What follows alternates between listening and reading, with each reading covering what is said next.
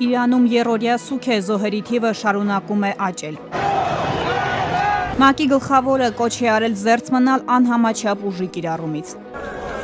Ինչու են տարիներով ձգձգվում դատական գործերը, պարզաբանել է վարչապետը։ Մայք են կրում պատասխանատվությունը։ Սիրիայում գտնվող հայերին Զարեհ Սինանյանը կոչ է արել գալ Հայաստան։ Քաղաքապետը դժգոհ է ձնամաքրման աշխատանքներից, ով պետք է մաքրի տնտեսվարողի տարածքը։ Դժգոհ եմ մի քանի պատճառներով։ Մերկասառույցի պատճառով Զովունի Եղվար ճանապարհին բախվել են Ֆորդը, Շևրոլեն ու Ֆորդ Տրանզիտը։ Գյորջյան Կասկադ 60 ամիս փուլային վճարում բազմաթիվ առավելություններ։ Իրանում բնակվող հայերի հետ կապը կորել է ուրբաթ օրվանից բողոքի ցույցերի սրման պատճառով, ինչը լուրջ մտահոգություն է առաջացնում, հայտնել է Սփյուռքի գործերի գլխավոր հանձնակատար Զարեհ Սինանյանը։ Նա նշել է, որ տեղեկատվական դադարի պայմաններում դեռ հնարավոր չէ խոսել տարհանման մասին, անհրաժեշտության դեպքում տեղեկություն կստանան Մեղրիի սահմանով անցնող հայրենակիցների միջոցով։ Նա ընդգծել է, որ երբ բավարար տվյալներ լինեն, հարցը կքննարկվի կառավարությունում։ Գործադիրի եւ դատական մարմնի ներկայացուցիչները պանելային քննարկման ժամանակ արձանագրել են, որ դատական համակարգում բազմաթիվ են խնդիրները, հատկապես քրեական արդարադատության ոլորտում։ Վճռաբեկ դատարանի նախագահը բացատրել է, որ ոլորտը զգայուն է եւ մարդու իրավունքները հենց այդտեղ են առավել ինտենսիվ սահմանափակման ենթարկվում։ Նա փաստել է նաեւ, որ արդարադատությունը Հայաստանում ուշանում է, ինչը առաջացնում է հանրային վստահության դեֆիցիտը։ Դատաքննության ժամկետները Հայաստանում շարունակվում են ձգձգվել։ Այստեղ խնդիրների մի մասը օբյեկտիվ է, գերակշիռ հատվածը սակայն սուբյեկտիվ։ Հայաստանի արդարադատության նախարար Սրբույր Գալյանն է խոսել արդարադատության համակարգի այս արդիական խնդրի մասին։ Նա նշել է, որ 2019-ից դատավորի 80% հաստիք է ավելացվել, աշխատավարձերը բարձրացել են 40%, կառավարությունը վերականգնել է արագացված դատաքննության կարգը եւ ներդրել դատաքննության process արագացնող եւ պարզեցնող այլ կարգավորումներ։ Այդուհանդերձ դատական գործերի մի հատվածը շարունակում է քննվել ողջամիտ ժամկետների ակնհայտ խախտումներով։ Դա երևում է նաև գլխավոր դատախազությանն ուղված դիմում բողոքների քննության արդյունքում։ 2025 թվականի դեկտեմբերին Հայաստանում սննդամթերքի եւ ոչ ալկոհոլային խմիչքների գները 2024-ի դեկտեմբերի համեմատ աճել են 4.3%-ով, իսկ 2025 թվականի նոյեմբերի համեմատ 2.9%-ով։ Գնաճը արձանագրվել է հանրապետության բոլոր դիտարկվող բնակավայրերում, առավել բարձր Երևանում։ Մսամթերքի շուկայում օրինակ գրանցվել է զգալի թանկացում։ Թռչնամսի գինը տարեկան կտրվածքով աճել է 4.3%-ով, տավարի միսը 11.7%, խոզի միսը 12.7%, գառան միսը 14.1%-ով։ Միայն մեկ ամսում նոյեմբերից դեկտեմբեր մսամթերքի գների աճը կազմել է 0.8-ից 7.4%։ 2026 թվականին Արցախից բռնի տեղահանված ընտանիքներում ծնված երեխաները նույնպես կդառնան Լեռնային Ղարաբաղից բռնի տեղահանված ընտանիքների բնակարանային ապահովման պետական աջակցության ծրագրի շահառու։ Հիշեցնենք, որ ըստ Հայաստանի Հանրապետության կառավարության որոշման Արցախից բռնի տեղահանված քաղաքացիներից յուրաքանչյուրին տրամադրվում է 3, 4 կամ 5 միլիոն դրամ աջակցություն, կախված բնակության վայրից։ Ավինյանը դժգոհություն է հայտնել վարչական շրջանների աշխատանքից ձնմաքրման մասով։ Նա նշել է, որ մասնավոր տնտեսվարողները պարտավոր են մաքրել իրենց օբյեկտների դիմացի տարածքները, սակայն շատերը այդ մասին տեղեկացված չեն, իսկ որոշ վարչական շրջաններ ընդհանրապես տուգանքներ չեն կիրառել։ Ավինյանը պահանջել է պարզաբանումներ, ընդգծելով, որ ձնմաքրման պայմաններում պետք է աշխատել 24/7 ռեժիմով եւ ակտիվորեն արձանագրել խախտումները։ Նա ընդգծել է, որ վարչական տուգանքները անհրաժեշտ գործիք են եւ այս ոլորտում լուրջ փոփոխությունների կարիք կա։ Ես դժգոհ եմ։ Մենք բավարար չափով ջանք չենք գործադրել։ 2026 թվականի երկրորդ շաբաթվա ընթացքում Հայաստանում սուր շնչառական վարակների հիվանդացությունը գնահատվում է որպես ցածր ակտիվություն։ Դեպքերի շուրջ 60%-ը վերաբերում է 0-ից 18 տարեկաններին, առավել բարձր ցուցանիշը 0-ից 4 տարեկանների շրջանում։ Հոսպիտալացումները նախորդ շաբաթվա համեմատ նվազել են 1.3 անգամ, իսկ հոսպիտալացվածների 92.8%-ը երեխաներ են։ Հանրապետությունում շարունակվում է շրջանառվել գրիպի A տեսակի H3N2 ենթատեսակը։ 2025 թվականի հունվար-նոյեմբեր ամիսներին Հայաստանում մահացել է 23109 մարդ։ Հայաստանի վիճակագրական կոմիտեն ներկայացրել է Հայաստանում մահացության հիմնական պատճառները։ 23109 մարդուց 11852-ը մահացել է արյան շրջանառության համակարգի հիվանդություններից։ Մահացության թվով հաջորդ պատճառը նորագոյացություններն են։ Հաշվետու ժամանակահատվածում 4661 մարդ մահացել է քաղցկեղից։ Մահվան պատճառի երրորդ տեղում շնչառական օրգանների հիվանդություններն են՝ 2286 հոգի, ապա մարսողական համակարգի հիվանդությունները 1106 մարդ։ Հայաստանը ներառվել է 2026 թվականի առաջարկվող ճամփորդական ուղղությունների ցանկում, զբաղեցնելով 20-րդ տեղը աշխարհի լավագույն ուղղությունների շարքում։ Այս մասին հայտարարություն է տարածվել Էկոնոմիկայի նախարարության զբոսաշրջության կոմիտեի սոցցանցում։ Սա ևս մեկ անգամ հաստատում է, որ Հայաստանը գրավիչ ուղղություն է իր հնագույն մշակույթով, գինու հարուստ ավանդույթներով եւ անկրկնելի բնությամբ։ Իրանում երրորդյա սուք է մահվան թվերը աճում են ժամ առ ժամ, վերջին տվյալներով փողոց դուրս եկած ցուցարարների եւ անվտանգության մարմինների միջև բախումների զոհերի թիվը հասնում է 544-ի, նրանցից 496-ը ցուցարարներ են, 48-ը իրավապահներ։ Աբբաս Արաղչիի խոսքով ահաբեկիչները կրակ են բացել իրավապահ մարմինների աշխատակիցների եւ խաղաղ քաղաքացիների ուղղությամբ։ Նա հայտարարել է, որ անկարգությունների մասնակիցները ողջ երկրում հրկիզել են 53 մզկիթ։ Իրանի ղեկավարությունը բանակցությունների խնդրանքով դիմել է Թրամփին, Սպիտակ տան ղեկավարը համապատասխան հայտարարություն է արել ինքնաթիռում լրագրողների հետ զրույցում։ Թերանում դեռևս չեն մեկնաբանել Ամերիկայի նախագահի հայտարարությունները։ Իրանի առաջնորդները զանգահարել են, որ հանդիպումը կազմակերպվի։ Նրանք ցանկանում են բանակցել, սակայն հնարավոր է, որ մենք ստիպված լինենք գործել մինչև հանդիպումը։ ՄԱԿ-ի գլխավոր քարտուղար Անտոնիո Գուտերեշը հայտարարել է, որ սարսափած է Իրանի իշխանությունների կողմից ցուցարարների դեմ ուժի կիրառման մասին հաղորդագրություններից, որոնք հանգեցրել են հարյուրավոր մարդկանց մահվան եւ բազմաթիվ վիրավորների։ Գուտերեշի խոսքով բոլոր իրանցիները պետք է հնարավորություն ունենան խաղաղ եւ առանց վախի արտահայտել իրենց դժգոհությունը, հայտարարել է ՄԱԿ-ի գլխավոր քարտուղարը եւ Իրանի իշխանություններին կոչ արել ցուցաբերել առավելագույն զսպվածություն։ Թրամփը հայտարարել է, որ Գրենլանդիայի պաշտպանական համակարգը չափազանց թույլ է եւ չի կարող դիմակայել ռուսական ու չինական սպառնալիքներին, նշելով, որ Ամերիկան չի կարող դա թույլ տալ։ Նա ընդգծել է, որ նախընտրում է գործարք, սակայն անկախ դրանից Գրենլանդիան Ամերիկային միացնելու մտադրությունը մնում է ուժի մեջ։ Թրամփի հայտարարություններին հակադարձել է Դանիան, նշելով, որ Չինաստանը Գրենլանդիայի նկատմամբ էական հետաքրքրություն չի ցուցաբերել, իսկ եվրոպական մի շարք առաջնորդներ քննադատել են Ամերիկայի նախագահի դիրքորոշումը։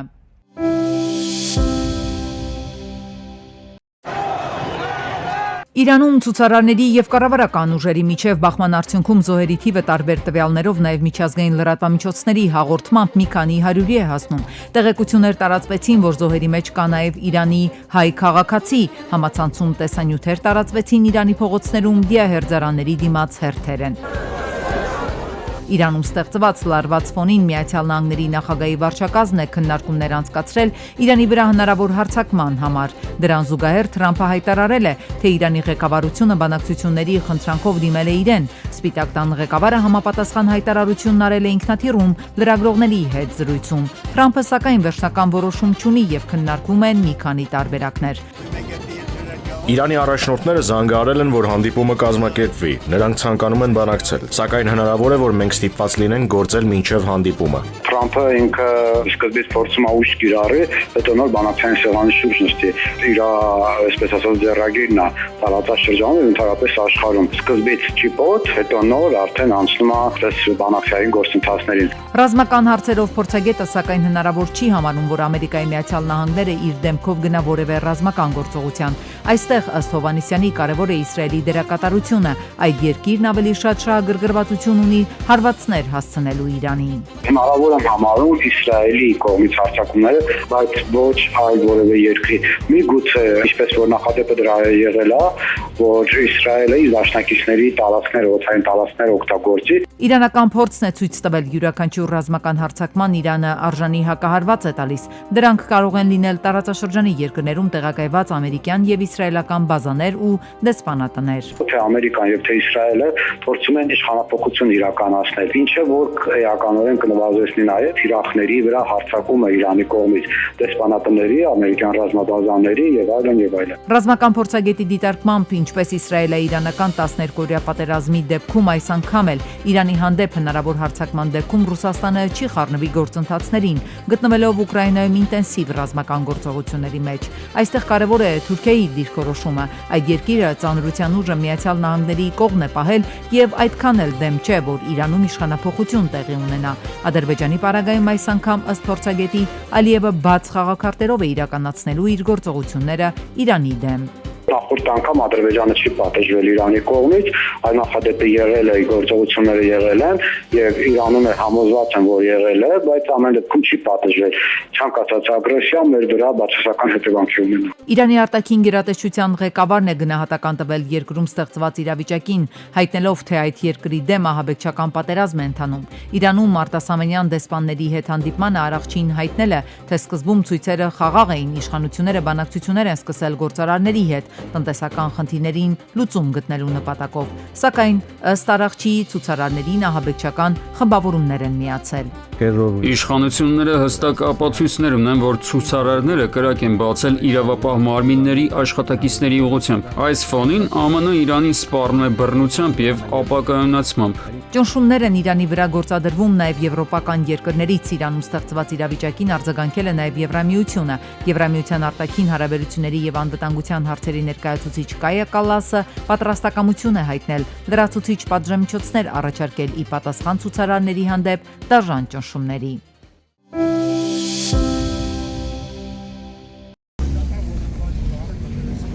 Հունվարի 9-ին մերկասառույցի պատճառով խոշոր վթար էր տեղի ունեցել։ Զովունի եղվար ճանապարհին բախվել էին Ford-ը, Chevrolet-ն եւ Ford Transit-ը։ 3 հոգի վնասվածքներով տեղափոխվել էին Արմենիա բժշկական կենտրոն։ Արդեն հունվարի 12-ին վերակենդանացման բաժանմունքում վիրավորներից մեկը, ով Հնդկաստանի Հանրապետության 34-ամյա քաղաքացի է, գիտակցության չգալով մահացել է։ Այդ օրը վիրավորներին առաջին օգնության էին հասել քաղաքացիները, օպերատիվ ռեժիմնաց եւ Վարդի հիվանդանոցի շտապօգնության բժիշկների հետ խումբը, փրկարարության եւ Վարդի շեջ փրկարական ջոկատի փրկարարներն ու ոստիկանության բարեկային ծառայության Կոտայքի մարզի գումարտակի 2-րդ վաշտի 2-րդ դասակի բարեկները։ Ի դեպ հիվանդանոց բոլոր տեղափոխվածները Հնդկաստանի Հանրապետության քաղաքացիներ են։ Դեպքի վայրում հավաքվածները նշում էին, որ վիրավորներին հիվանդանոց են ուղեկցել Սուրիկ Ջանիկյանը եւ Վարդի բաժնի պետը եւ բարեկային ծառայության Կոտայքի մարզի գումարտակի հրամանատար Ալբերտ Մարտիրոսյանը։ Հունվարի 11-ին ոստիկանության բարեկային ծառայության Երևան քաղաքի գնդի 3-րդ գումարտակի 2-րդ վաշտի բարեկները ծառայություն կատարելու ժամանակ Իսակովի պողոտայում հայտնաբերել են վնասված Հոնդա։ Դրսում տարբեր հատվածներում առնանման հետքեր եւ ճանապարհային երթևեկությունը կարգավորող կոտրված ցուցանակ։ Ժամանել են փրկարարության Երևանի թիվ 1 հրշեջ փրկարական ջոկատի փրկարարները, Երևանի շտապօգնության բժիշկների հերթապահ խումբը։ Տեղում սակայն բարեկները քաղաքացու չեն հայտնաբերել։ Միայն ըստ ստացված օպերատիվ տեղեկությունների 1 հոգու քաղաքացիներն են օգնություն ցուցաբերել, հետո դեպքի վայրից տեղափոխել։ Ճանապարհն անցանելի է եղել, մյուս հանգամանքներն էլ բարձվում են։ Բարեկները սահմանազատել են տարածքը, պարզում են ավտոմեքենայի սեփականատիրոջ, ինչպես նաև որ հիվանդանոց է տեղափոխվել վիրավորը։ Հունվարի 11-ին 34-ամյա Նարեկը BMW-ով ծովակալ Իսակովի պողոտայում բախվել է բաժանարար գոտու բետոնե պատնեշներին։ Ժամանել են փրկարարության Երևանի շեջ փրկարական ջոկատի փրկարարները, ոստիկանության բարեկային ծառայության Երևան քաղաքի գնդի 4-րդ գումարտակի 2-րդ վաշտի բարեկները։ Վարորդը ենթարկվել է սթափության փորձաքննության, եղել է ոչ սթափ, չի ունեցել նաև մեքենա վարելու իրավունք։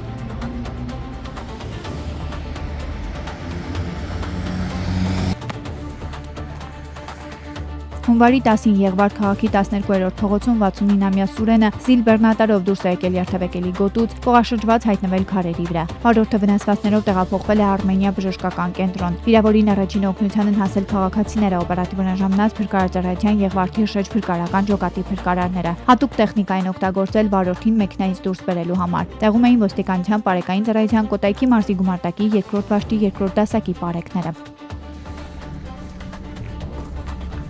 Դեպքի վայր է ժամանել նաև համայնքային ոստիկանության գլխավոր վարչության Նայերի բաժնի պետ Սուրիկ Ջանիկյանը։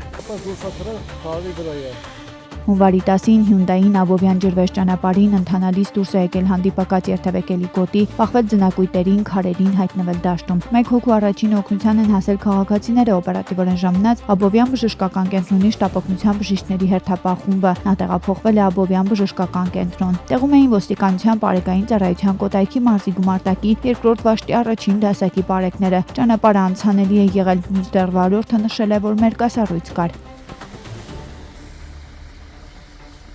Ըստ նախնական տեղեկությունների ավտոմեքենան դուրս է եկել հանդիպակաց երթևեկելի գոտի Հունվարի 10-ին Գյումրի-Երևան ճանապարհին Սառնախպյուր բնակավայրի վարչական տարածքում հանրապետական շտապօգնության Գյումրու կայանի հաշվը կշռում հաշվառված շտապօգնության մեքենան դուրս է եկել երթևեկելի գոտուց հայտնվել ճանապարհի եզրի զորակում։ Ժամանել են ոստիկանության բարեկային ծառայության Շիրակի մարզի գումարտակի բարեկները։ Ի դեպ շտապօգնության մեքենան Գյումրու հիվանդանոցից բուժարու էր տեղափոխում Աստղիկ բժշկական կենտրոն։ Ճանապարհն անցանելի է եղել։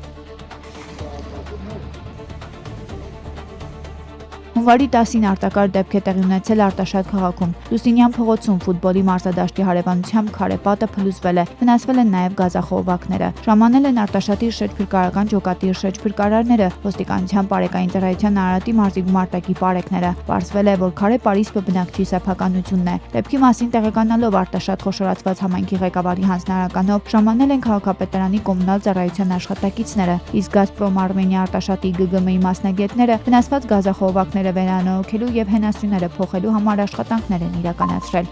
Հարևանությամբ մարզադաշտն է, դրա համար էլ տպավորություն է ստեղծվել, որ մարզադաշտի պատն է եղել։